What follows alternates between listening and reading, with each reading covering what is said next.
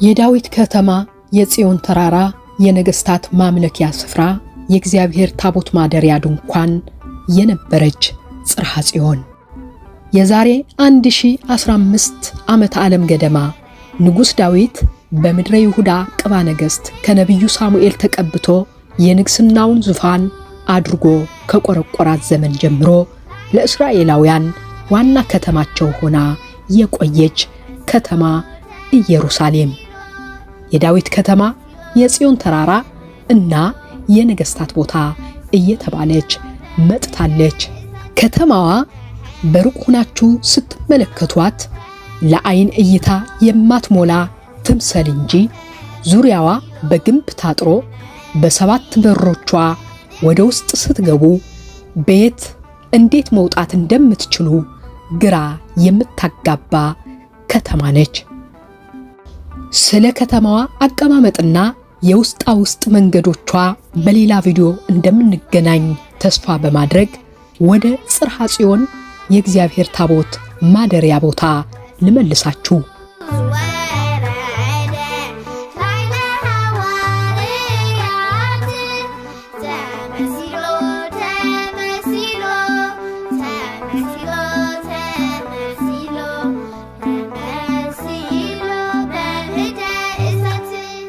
ጽርሐ ጽዮን በከተማዋ የድሮ ስያሜ የያዘች ስትሆን በዚሁ ስፍራ ከብሉይ ጀምሮ እስከ ሐዲስ ኪዳን ብዙ ተአምራትና አምልኮተ እግዚአብሔር ይፈጸምባታል። የልዑል እግዚአብሔር ቤተሰቦች እንኳን ለዘመነ ትንሣኤው ለዘመነ ዕርገቱ ለዘመነ ጰራቅሊጦስ አምላካችን ተጠብቆ በሰላምና በሕይወት አደረሳችሁ እላለሁ።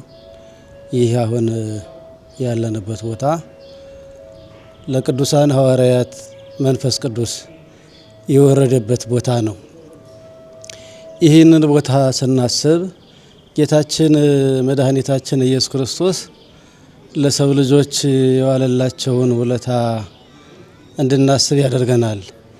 በመሆኑም ይህን ቦታ ስናስብ ከተሳቱ አበይት በዓላት አንዱ በመሆን የሚከበረውን እግዚአብሔር መንፈስ ቅዱስን እንድናስብ ያደርገናል። በመሆኑም ይህ ባለ 50 ባለ ጰራቅሊጦስ ባለ ጴንጠቆስጤ በሚል በሶስት አጠራር የሚጠራ ጌታችን መድኃኒታችን ኢየሱስ ክርስቶስ ከሙታን ተለይቶ የሞትን ጻይረኝነቱን አጥፍቶ በተነሳ በ40ኛው ቀን ለቅዱሳን ሐዋርያት እነሆ እኔ ወደ አባቴ አርጋለሁ፣ ነገር ግን እያደገክሙ ትኩኑ ጓለማውታ ወላጅ አልባ እንደሆነ ልጅ ግን አልተዋችሁም መንፈስ ቅዱስን አባቴ ይልክላችኋል ብሎ ተስፋውን ነግሯቸው ሲያርግም ከኢየሩሳሌም ሰማያዊ ዕውቀትን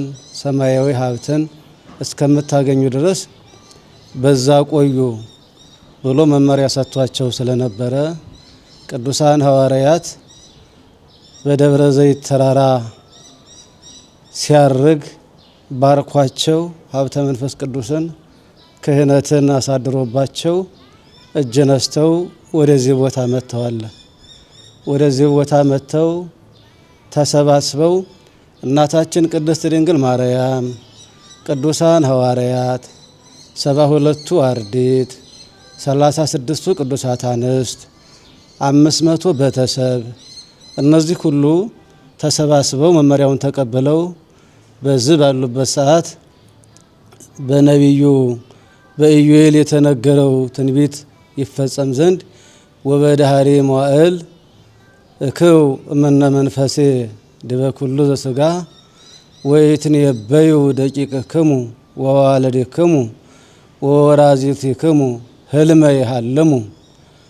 በኋለኛው ዘመን ማለት 5500 ዘመን ሲፈጸም ወንዶች ሴቶች ልጆቻችሁ ትንቢትን ይናገራሉ፣ ጎልማሶቻችሁም ራእይን ያያሉ ብሎ በተናገረው አምላካዊ ቃል መሰረት ጎልማሶቻችሁ የተባሉ እነ ቅዱስ ጴጥሮስ በናይሰ ኢዮጴ፣ እነ ቅዱስ ዮሐንስ በደሴተ ፍጥሞ ያዩትን ራእይ ነው። እና አጋቦስ ሌሎችም ቅዱሳት አንስት የተናገሩትን ትንቢት ነው። ትንቢትን ይናገራሉ ያለው በመሆኑም የተናገረውና ያናገረው ትንቢት ይፈጸም ዘንድ ሁሉም ተሰባስበው በአንድ ቤት ሳሉ በአምሳኛው ቀን ማለት ነው ለሐዋርያት ለተሰበሰቡት አሁን ለጠራናቸው ሁሉ እግዚአብሔር መንፈስ ቅዱስ በእሳት አምሳል ወርዶ ቤቱን መልቶታል።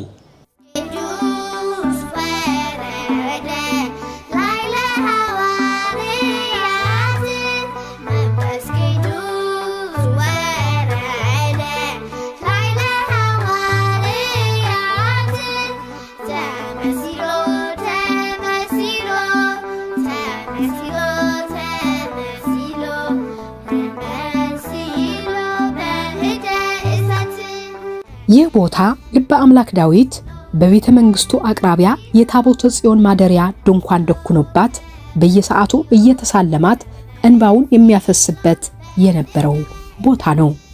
የስፍራው መገኛ ከ8 በሮች አንዱ በሆነው የአንበሳ በር ተብሎ በሚጠራ በር በኩል ሲሆን ዙሪያው በአብያተ ክርስቲያናት መስጊድና የነ ዳዊት መቃብር ተከቦ ታገኙታላችሁ።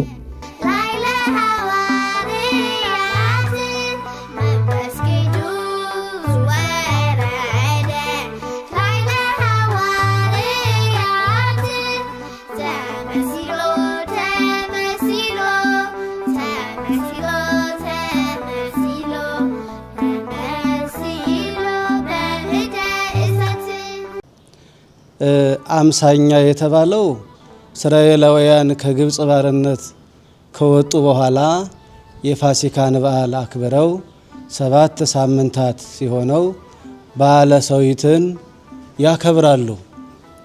ከያቅጣጫው ከአራቱም ማዕዘን የተሰባሰቡ እስራኤላውያን በዓለ ሰዊትን በሚገባ ያከብሩ ነበርና እንደዚሁም የጌታችን የመድኃኒታችን የኢየሱስ ክርስቶስ በዓለ ትንሣኤ ካለፈ በኋላ በአምሳኛው ቀን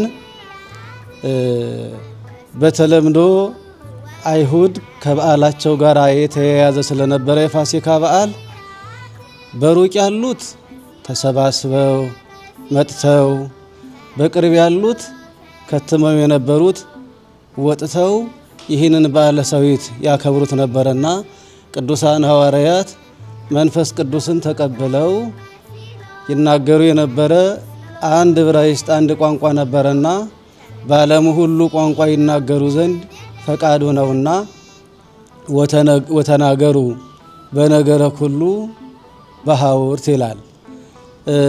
የቋንቋ መለያየት መከፋፈል ምንም እንኳ በሰው ልጆች በደልና ኃጢአት የመጣ ቢሆንም እግዚአብሔር አምላክ ለፍጥረቱ የሚራራ ነውና ለሁሉም የእግዚአብሔር ቃል ይደርሰው ዘንድ ሁሉም ይድን ዘንድ ፈቃዱ ነውና በሁሉም ቋንቋ ወንጌልን እንዳዳረሱ 71 ቋንቋ ገልጾላቸው በዚህ ሀብተ መንፈስ ቅዱስን ተቀብለው ወጥተው ፍሩሃን የነበሩት ጥዋን ለሳቱ ለስለቱ እነ ቅዱስ ጴጥሮስ መንፈስ ቅዱስን ሳይቀበሉ አንተ ኢየሱስ ደቀ መዝሙር አይደለህን ሲባል አራሪ አይደለሁም ይሄን የምትይውን አላውቅም ይል የነበረ በኋላ ግን አንገቱን ለስለት እጅግሩን ለስራት እንዲሰጥ አድርጎታል። እግዚአብሔር መንፈስ ቅዱስ ማለት ነው።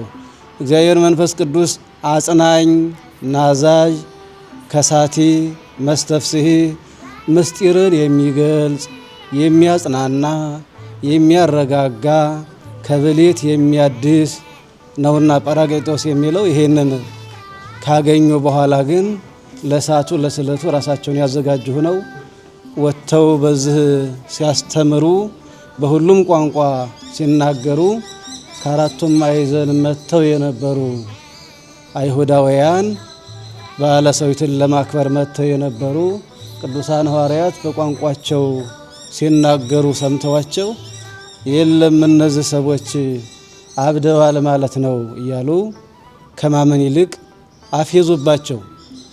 ቅዱስ ጴጥሮስ ተነስቶ የለም እናንተ የገሊላ ሰዎች የኢየሩሳሌም ከአራቱም ማዕዘን በዚህ የተሰባሰባችሁ እናንተ እንደምታስቡትና እንደምትሉት አይደለም።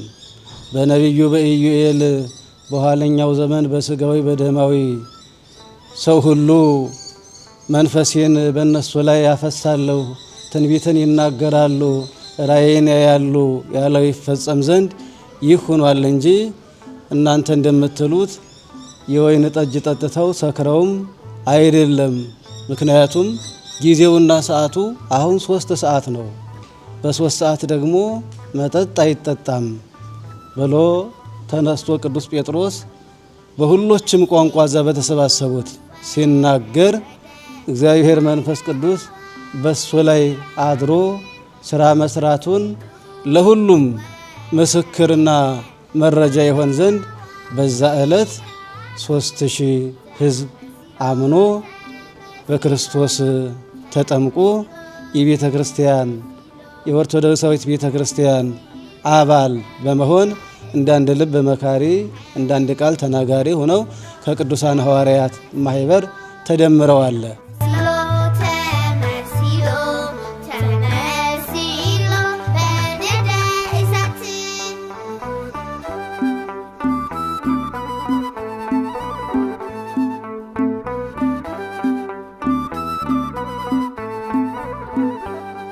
በስተ ምስራቅ በኩል ወደ ተራራው ስትወጡ የቤተ ክርስቲያኑ ጉልላት እና የከተማዋ ግንብ በተመሳሳይ እይታ እያያችሁ የድካም ስሜት ሳይኖራችሁ ብቅ ስትሉ ፊት ለፊት የኖህ መርከብ መሰል ትልቅ ቤተ ክርስቲያን ይቀበላችኋል። ያኔ የሚሰማችሁ መንፈሳዊ ስሜት ወደር የለውም። የቤተ ክርስቲያኑ አሰራር በኖህ መርከብ አምሳያ ነው የተሰራው ስትሉ ትኩር ብላችሁ ስትመለከቱት ደግሞ የእመቤታችን የቅድስት ድንግል ማርያም ግንዘቷን እየመሰለ በተመስጦ ወደ ድንግል ማርያም ዕረፍተ ሥጋን ይመልሳችኋል። ቤተ ክርስቲያኑ ከውጭ በኩል ሆናችሁ ስታዩት የተለየ ቅርጽ ያለው ይሁን እንጂ ወደ ውስጥ ስትገቡ ግን ክብ ሆኖ ከላይና ከታች ዙሪያው ቤተ መቅደስ ያለው እና ሰፊ የማምለኪያ ቦታ ያለው ቦታ ነው። በመሆኑም ይህ ዕለት የቤተ ክርስቲያን የልደት ቀን፣ የምእመናን የልደት ቀን ይባላል። ቤተ ክርስቲያን የተመሰረተችበት፣ ምእመናን የተሰባሰቡበት፣ ምእመናንን የሚያጽናና የሚያረጋጋ ምስጢርን የሚገልጽ ሀብተ መንፈስ ቅዱስ ያገኙበት ዕለት በመሆኑ አንድ ጊዜ ወርዶ የሚቀር ሳይሆን እግዚአብሔር መንፈስ ቅዱስ እኛ ስንጠመቅ ሀብተ ክህነትን በእኛ ላይ ሊቃነ ጳጳሳት ሲያሳድሩ ያ እግዚአብሔር ለቅዱሳኑ ለሐዋርያት የሰጠው ሀብተ መንፈስ ቅዱስ በእኛም ባመንነው ላይ እስከ ዕለተ ምጽአት አዲስ ቤተ ክርስቲያን ተሰርቶ ሲባረክ ሲመረቅ ሕፃናት በ40 ቀን በ80 ቀን ሲጠመቁ እግዚአብሔር መንፈስ ቅዱስ በእነሱ ላይ አድሮ ስራ ይሰራል፣ ምስጢር ያስተረጉማል፣ ከብሌት እንዲታደሱ ያደርጋል ማለት ነው።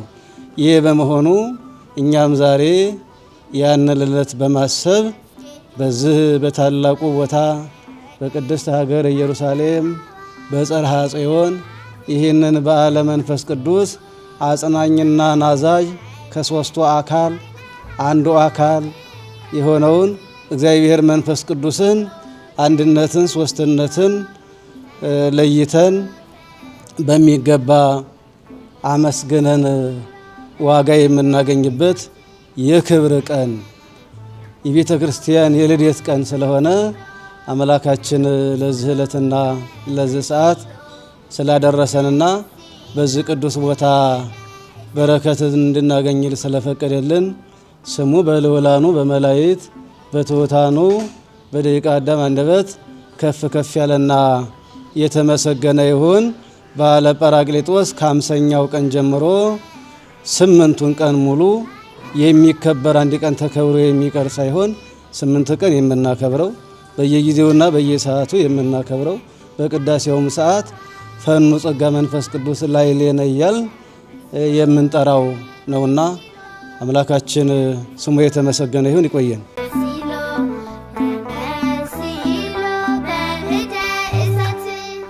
ጊዜ ዕረፍተ ለማርያም ካነሳን ዘንዳ ቅዱሳን ሐዋርያት በዮሐንስ ቤት ገንዘው ወደዚህ ቦታ እንዳመጧት የታሪክ ጸሐፊያን ያስቀምጣሉ። ከዚሁ ጋር ተያይዞ ግንዘቷን የሚያሳይ ስዕልም በዚሁ ቤተክርስቲያን ተቀምጦ ይገኛል። በሌላ በኩል ደግሞ ጌታችን መድኃኒታችን ኢየሱስ ክርስቶስ በተነሳ በ50ኛው ቀን እናቱ ቅድስት ድንግል ማርያም ቅዱሳን ሐዋርያትና 72ቱ አርድእት በተሰበሰቡበት ከጠዋቱ 3 ሰዓት ላይ መንፈስ ቅዱስ የወረደው በዚሁ ቦታ ነው። እነዚህ ቤተሰብም ከመቅስፈት በተለያየ ቋንቋ መነጋገር የጀመሩትና መንፈስ ቅዱስ ሞልቶባቸው የክርስቶስን ምስጢረ ሥጋዌን መስበክ የጀመሩት በዚሁ ነው። ቦታው ከብሉይ ጀምሮ መንፈስ ቅዱስ ያልተለየበት ቦታ ነውና የመጀመሪያ የክርስቶስ ቤተክርስቲያን ተብሎም ይጠራል። ለምን ብትሉ የሐዋርያው የቅዱስ ማርቆስ እናት ቤት ነበርና እነዚህ ቤተሰብ ተሰብስበው ሳለ የእግዚአብሔርን ምስጢር ያዩበትና ሐዲስ ልሳን ማለትም 72 ቋንቋ ተገልጦላቸው አምላካቸውን መስበክ የጀመሩበት ቦታ ስለሆነ የቦታው ይዞታ በጀርመን ካቶሊኮች እጅ ይሁን እንጂ በየዓመቱ የጰራቅሊጦስ በዓል ሁሉም ክርስቲያን በዚሁ ስፍራ እየተገኘ እንደየሥርዓቱ ጸሎትን ያከናውንበታል።